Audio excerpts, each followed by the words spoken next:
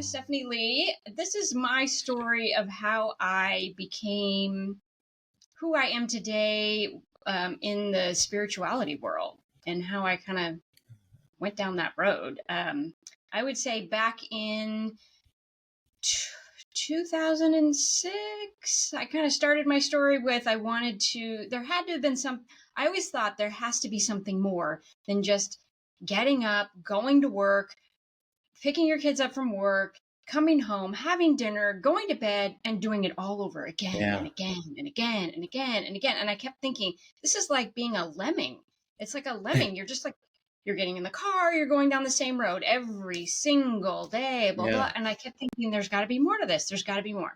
So I thought, well, I knew this woman who was a life coach, and I was like, oh, okay, well, I don't know what I want to do with myself. Yeah. Let's go discover that. So I met her, and she, and this is how it all began. Met her. She used to work at the company that I used to work at. And as we're going on this walk together, we see a car from that company pass us. And I'm like, oh, interesting. Yeah. Nothing's ever a coincidence. At least that's how I believe now. So I'm like, oh, so we're supposed to be together. She's supposed to have this conversation with me. And from there, it sort of I started changing the way I looked at things and thought about things and like, oh, there is more than just getting up and going to work. There's got to be a reason to be on this planet. There's got to be a reason we're here. It can't be that we just live this life and then just croak and go get buried and then that's it. Like I just kept thinking there's got to be more. There's got to be more.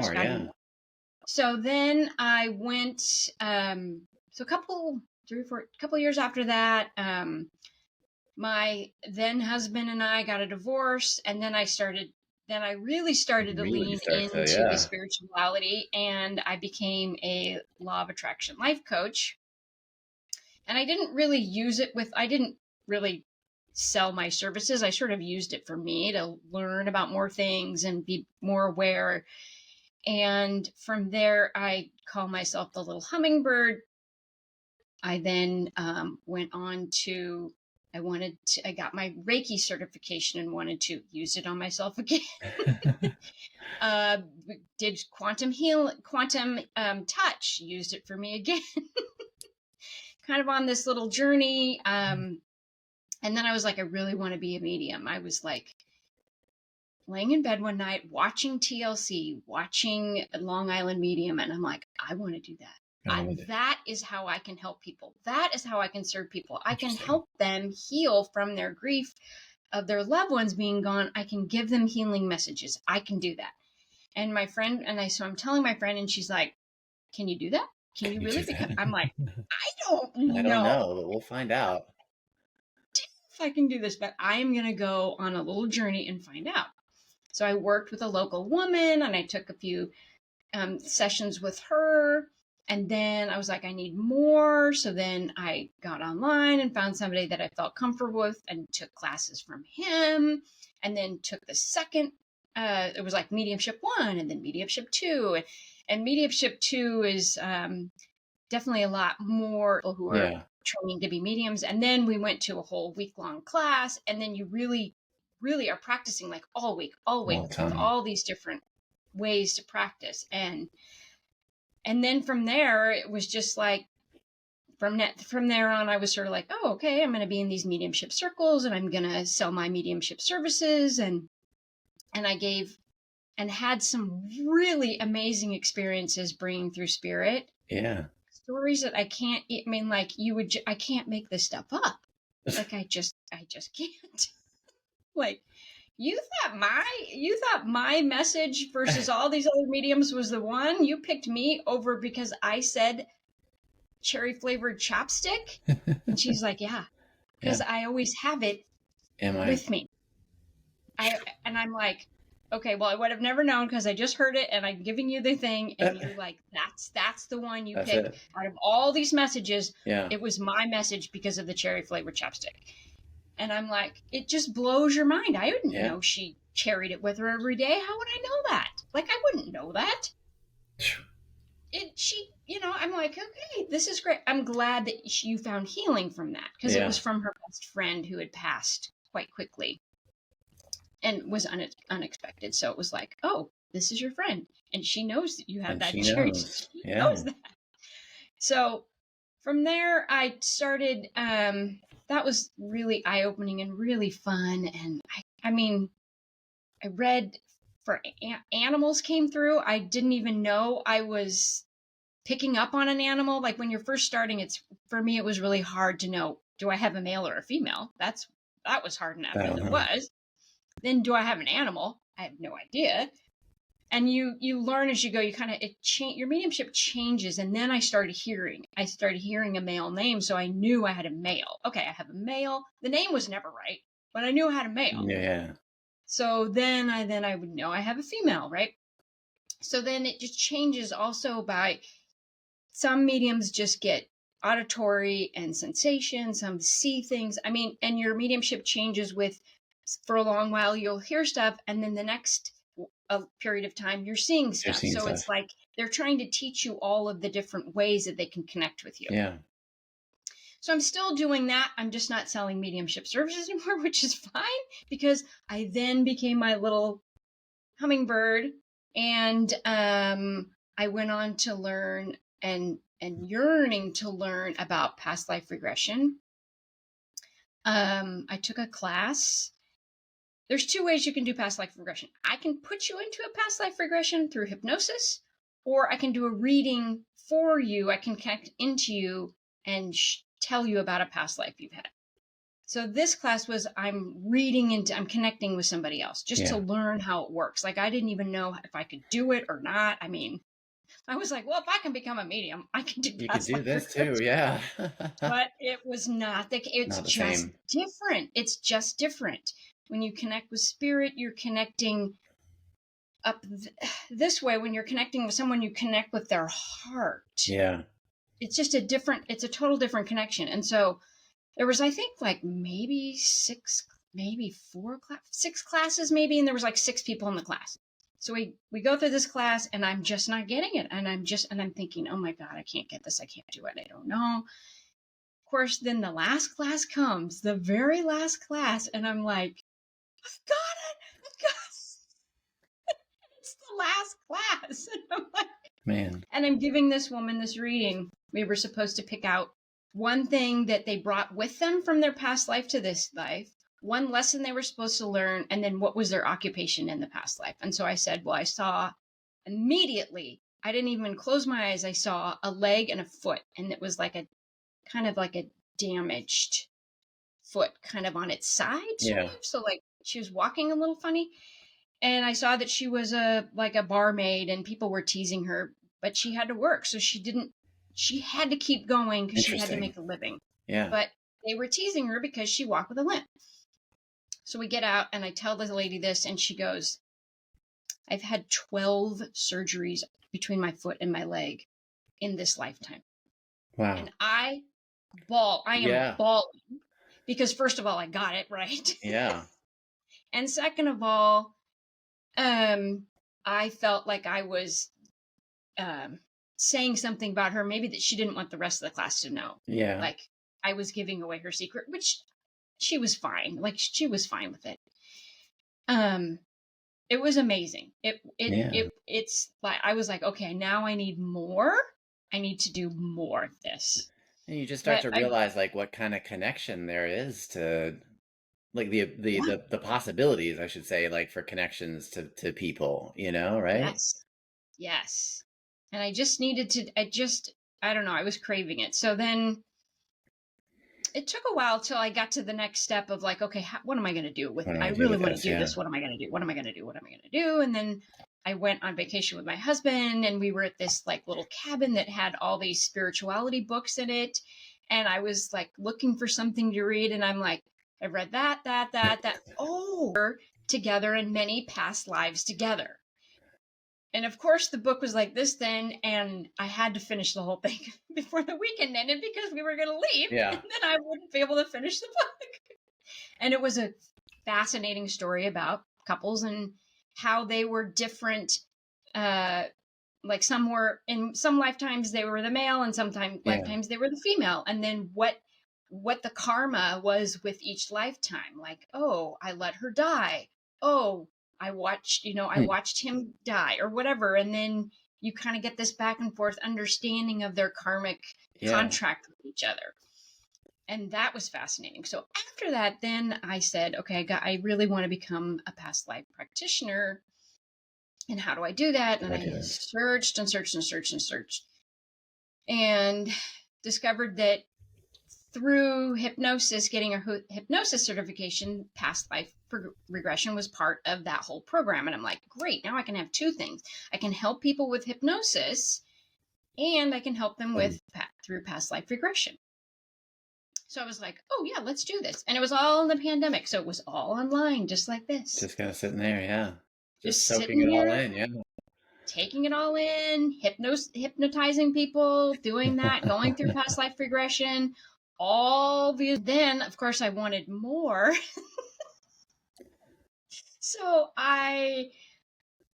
like 3 months later or 2 months after that class ended, I really wanted to learn quantum healing, which is, if you've ever known about Dolores Cannon, she practiced past life regression for over like 30 years. She just put hundreds of thousands of people into in a hypnotic trance to do past life regression. And what she terms as her schooling is QHHT, which I didn't take her specific schooling. I took an offshoot from one of her students called BQH. Anyway, it's the same concept. This concept is you work with someone to get all the questions they've ever want to ask about their life. Why do I have a bad relationship with my mom?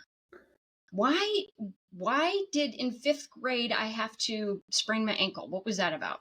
Why do I always have these terrible bosses? Why is there always a pain in my right shoulder and no one can tell me what's wrong with me?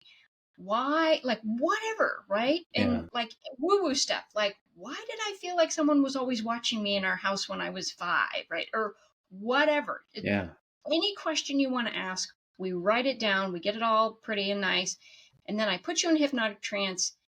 We take you to a couple of past lives so you can kind of understand what it was in those lives that you needed to learn. And then I take you to your higher self. And your higher self is you. The version of you that is not in the human form, that's on the other side. And we just start asking the questions and getting the answers.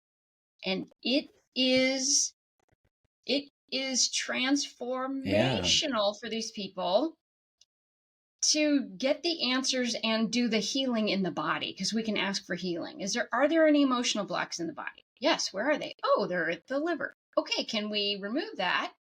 And can we fill it with Creator's love and light? Yes. So we pull it out, fill it in, move on to the next thing.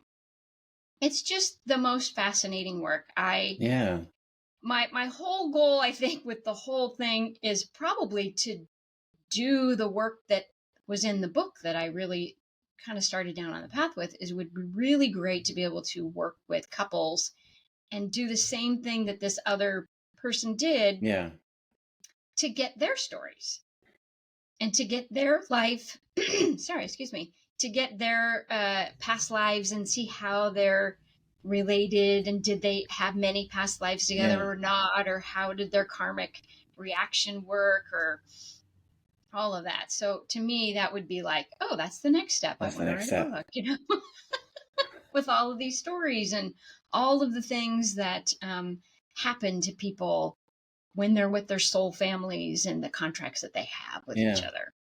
That's what's fascinating to me. And what's fascinating to me as I'm listening is like, see, like, you have those lifelong learners, and it's like how many different degrees can I stack up, and like, people joke, they're like, none of those acronyms in the end make any sense. You didn't ever use any of those things, but like you're on the same kind of path as like, as that, in a way that it's like this lifelong learner, but it's different in the sense that, well, a couple of different reasons. One, it's not your typical path of what you're interested in learning, but at the same time, there's an application. Like, you keep pulling these pieces together, searching, like you said in the beginning, like, okay, I want to use that on myself.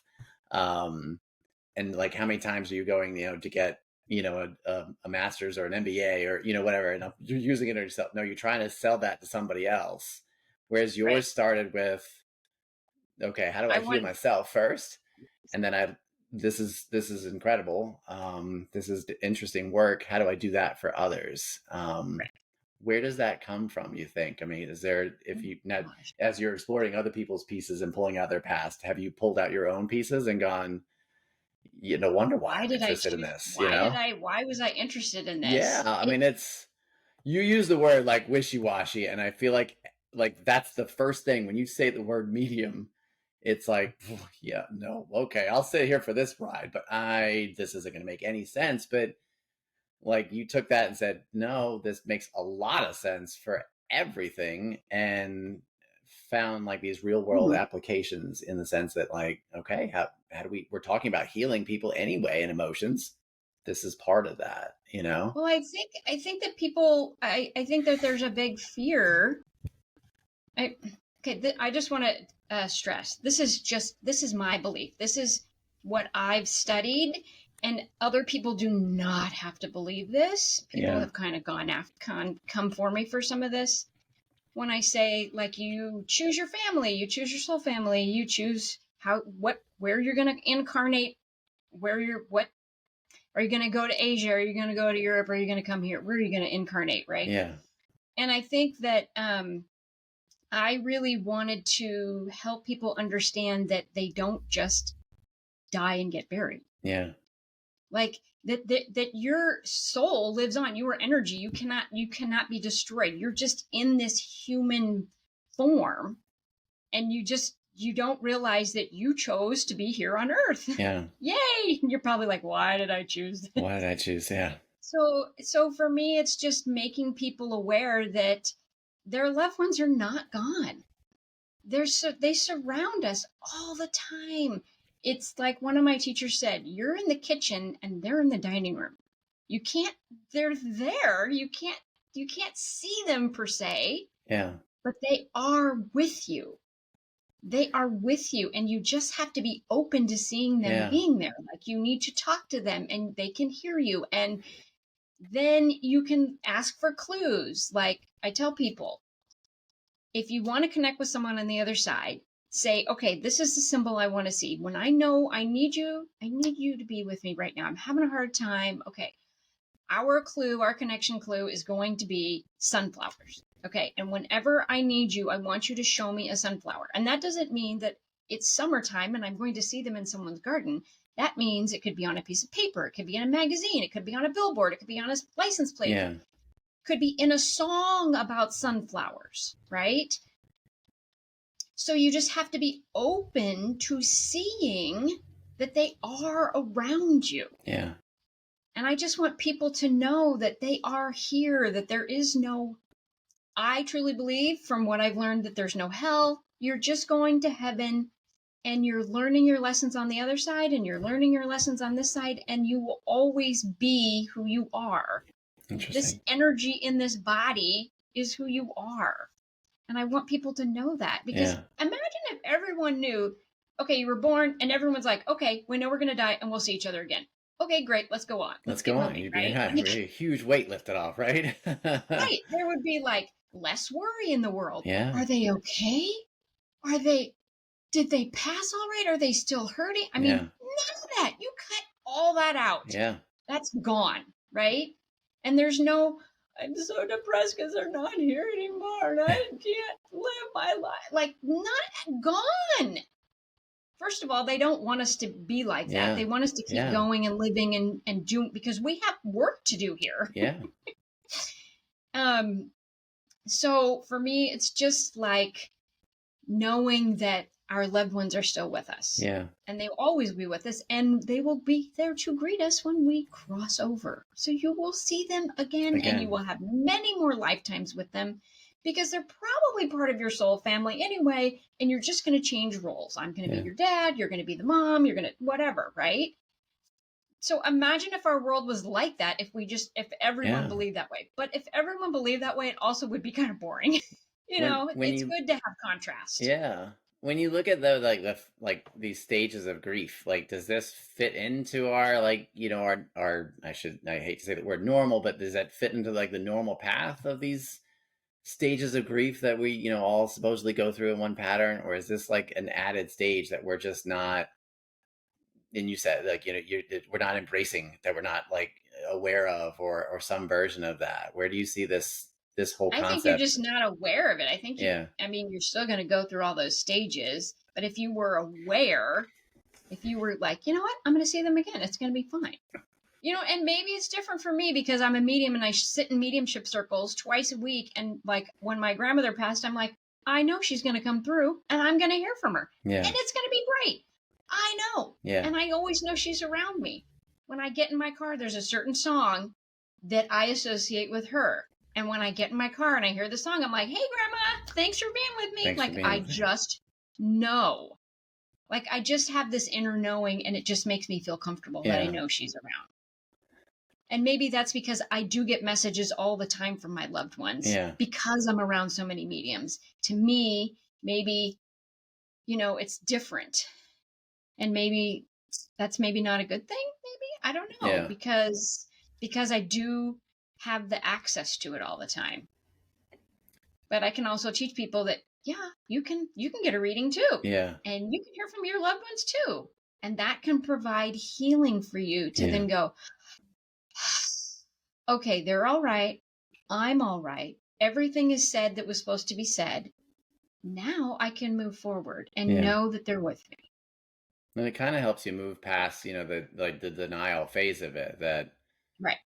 yeah, that's still there. As you said, you're still going to move through those stages, but I feel like, and I don't have anybody to really like put those on to myself with. I have Mhm. family members that have passed away, but I'm either too young to really understand like what just happened, or I've had in the sense that I have my wife's father passed away, or things like that in my life, that not detached but not truly like connected to it, to Right. be able to say what's going on with those stages. But I feel like the denial one is the one that seems to want to linger enough, but and it can be there, but it sounds like with this, it's like almost like a companion to it, that you can say, okay, this didn't happen. I don't want to do this, but you can detach from it and say, yeah, it is there. And here's why I'm okay with it being there, because that I can embrace the fact that whenever I need them, they're They're there. right there.